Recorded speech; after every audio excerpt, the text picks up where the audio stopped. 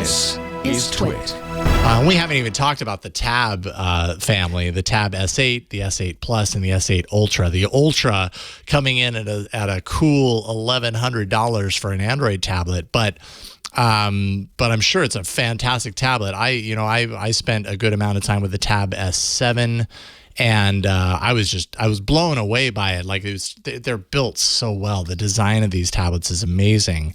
It's just, do you feel comfortable spending $1,100, to get in the door for an S8 Ultra, an Android tablet? And that ends up being kind of the larger question of, is the OS going to support tablets on a deeper level? Google has that plan with Android 12L. Are developers going to then also kind of come on over and do the work that they need to do to make that experience better, to make an $1,100 tablet sing, compared to what you can get with an iPad already? That's always the comparison. So are you optimistic that could happen, or has Android has the train left the station for Android? What do you think, Gabriel?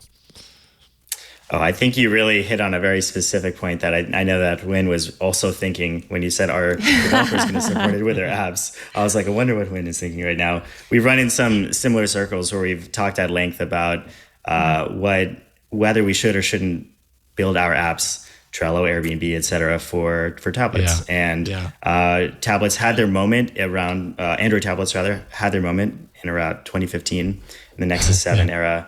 And the iPad was relatively new back then, and everyone was making all their apps for both mobile and tablet.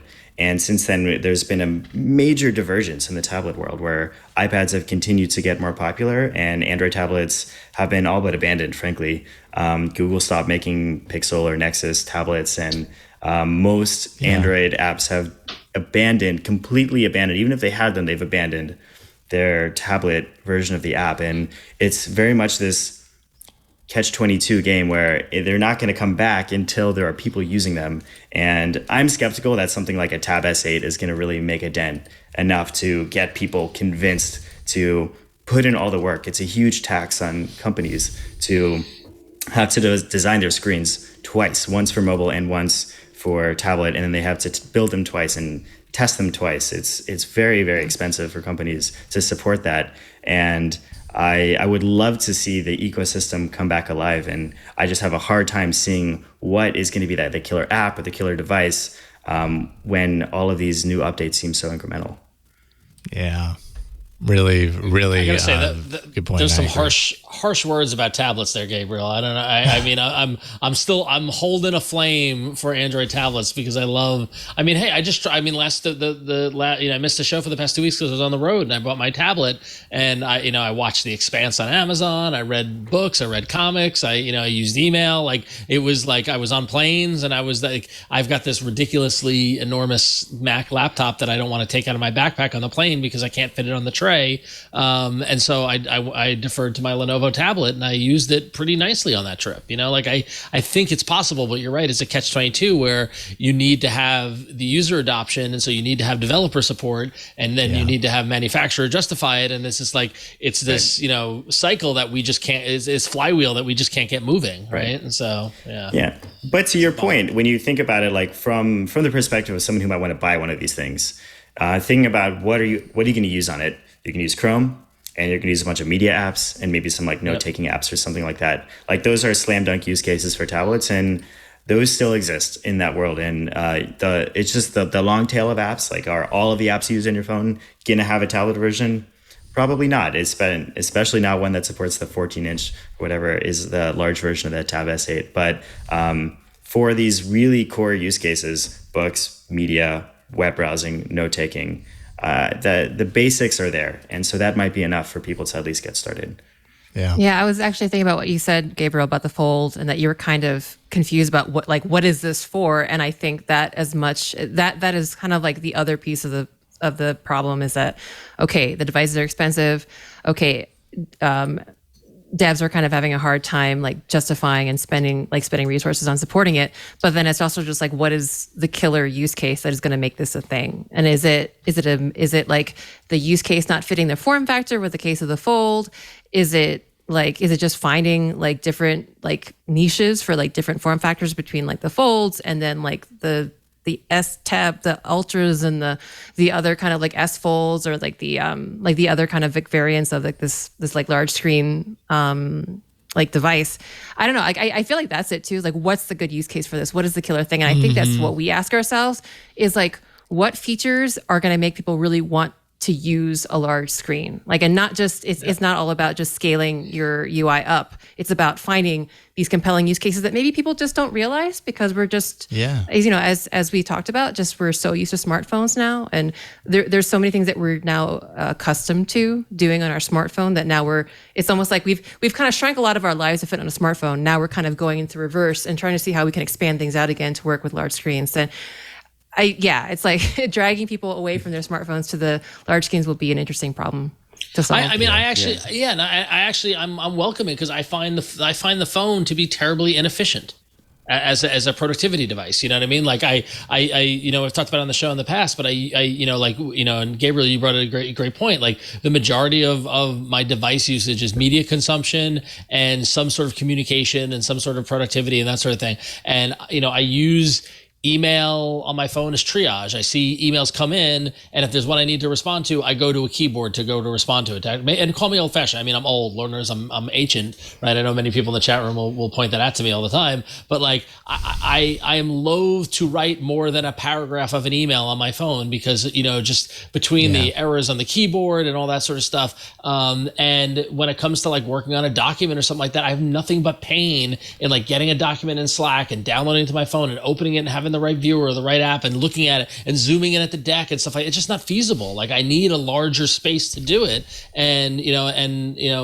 laptop ultimately is the one that we're the most used to for the past 20 plus years, but like tablet would be a little more flexible and I'm open to that. But yeah, it's fascinating to see how we need to evolve somehow. And I don't know how we're going to get over this hump, but I feel like the next generation of these devices is going to be, when to your point, moving away from the phones to bigger screens. And so, and it's going to come down to like ergonomics and what is the actual experience of using it. And a phone I know you've covered on the show in the past is the Oppo Find N.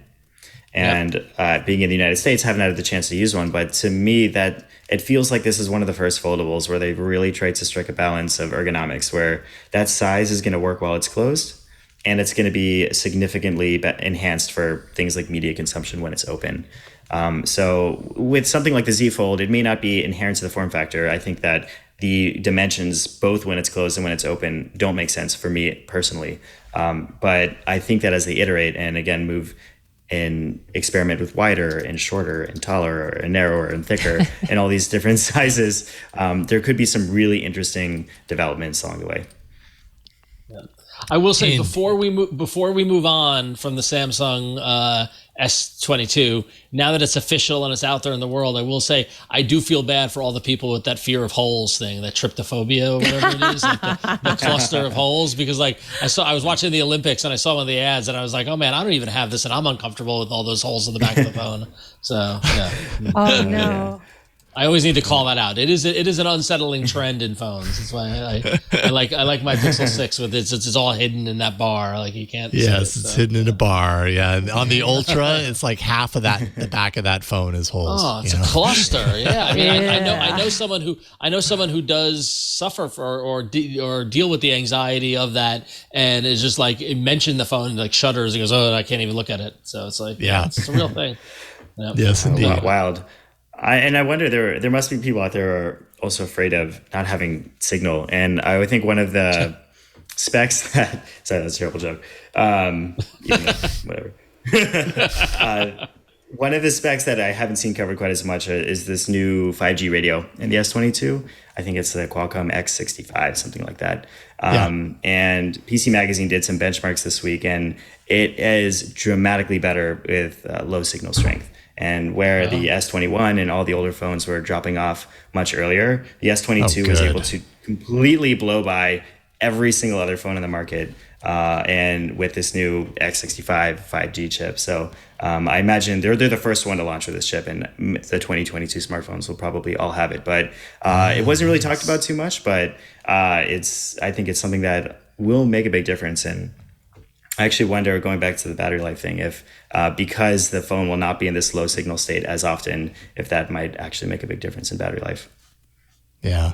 And before we transition out of Samsung and go into email, I just want to real quickly mention, because this was kind of a big deal in the update kind of realm of Android, devices. Samsung has raised their commitment to 4 years of major OS updates, and I think 5 years of security updates. So, and of all the manufacturers that I've spent a lot of time with, I would say, especially the Ultras and the Notes and everything like that, those really the premium top of the line Samsung devices, I could totally see holding on to those devices for 5 years. And now that Samsung is making more of a commitment to bring even more OS updates, they basically out Google's promise, and that's notable, right? Samsung's the right company to be able to do that. They have the resources, of course, to make that happen, whereas other manufacturers would have a hard time committing to that. But still, I was very happy to see that for their latest devices, that promise.